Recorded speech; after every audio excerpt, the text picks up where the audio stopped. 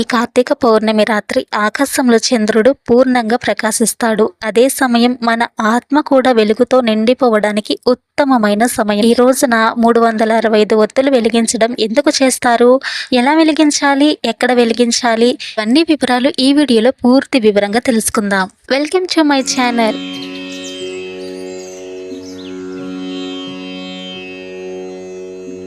365 ఒత్తులు ఎందుకు వెలిగిస్తారు అని అడుగుతున్నారు.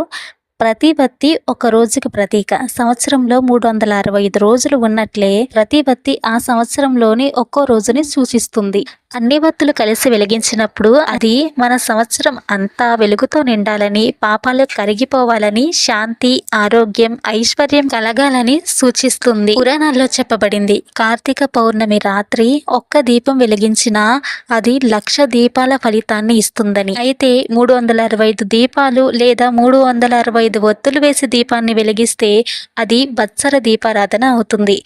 అంటే సంవత్సరం మొత్తం వెలిగించిన ఫలితం వస్తుంది. 365 ఒత్తులు ఎప్పుడు వెలిగించాలంటే కార్తీక మాసంలో పౌర్ణమి రోజున వెలిగించాలి.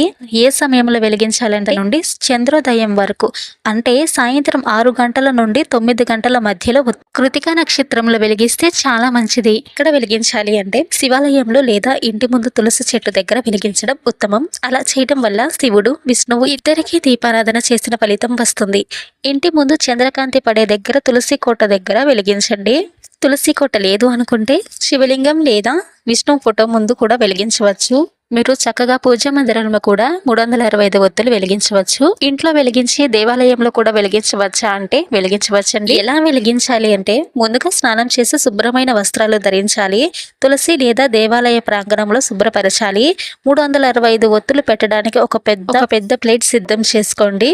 మట్టి ప్రమిదలలో ఈ 365 ఒత్తులు వెలిగిస్తాము. 365 ఒత్తులు అనేవి పెద్దగా వెలుగుతాయి కాబట్టి తులసి కోటకి కొంచెం దూరంగా ఉంచాలి. ఇక్కడ గుర్తుంచుకోవాల్సిన విషయం ఏంటంటే దగ్గరలో ఏమీ ప్లాస్టిక్ వస్తువులు ఏమీ ఉండకుండా చూసుకోండి. ఒత్తులని నూనెలో లేదా నెయ్యిలో 1 గంట 2 గంటల ముందే నానబెట్టి ఉంచాలి. ఇలా చేయడం వలన దీపాలు చక్కగా వెలుగుతాయండి. ఈ 365 ఒత్తులు వెలిగించే ముందు గణపతిని మనసులో స్మరించడం కానీ లేదా గణపతి పూజ చేసి కానీ 365 ఒత్తులు వెలిగించాలి. ప్రతి దీపం వెలిగించేటప్పుడు ఈ మంత్రం జపించండి. దీపజ్యోతి పరబ్రహ్మ దీపజ్యోతి జనార్దన దీపో హరతుమి పాపం సంధ్యా దీపో నమోస్తుతే. 365 ఒత్తులు వెలిగించిన తర్వాత ఆ జ్యోతి వెలుగుతున్నప్పుడు కార్తీక పురాణం లేదా లలితా సహస్రనామం లేదా ఓం నమ శివాయ అని, ఓం నమో నారాయణాయ అని జపించడం చాలా మంచిది. వీటిలో మీకు ఏది కుదిరితే అది జపించండి. చాలా చాలా మంచిదండి ఇలా చేయడం. 365 ఒత్తుల దీపాలకి ధూపం చూపించి నైవేద్యంగా బెల్లం ముక్క కానీ, పండ్లు కానీ లేదా చలిమిడి వడపప్పు కానీ నైవేద్యంగా పెట్టవచ్చు. తర్వాత దీపాలకి హారతినివ్వాలి. ఇంకా స్వామివార్లకు నైవేద్యంగా పాలు, పెరుగు, చక్కెర కలిపిన పరమాన్నం, పొంగలి లేదా బెల్లం, నెయ్యి నైవేద్యంగా పెట్టవచ్చు. విష్ణుమూర్తికి సమర్పించే నైవేద్యంలో తులసి ఆకులు వేసి సమర్పించండి. అయితే ఈ కార్తీక పౌర్ణమి ఎవరు చేయాలి అని అడుగుతున్నారు.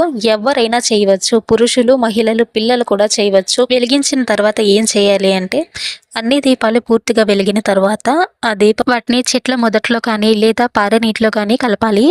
దీపాల కింద పెట్టుకున్న మట్టి ప్రమిదల్ని మళ్ళీ పూజలో వాడవచ్చు. ఇలా ఇంకా ప్లేట్ కూడా శుభ్రపరిచి వాటిని మళ్ళీ పూజలో వాడుకోవచ్చు.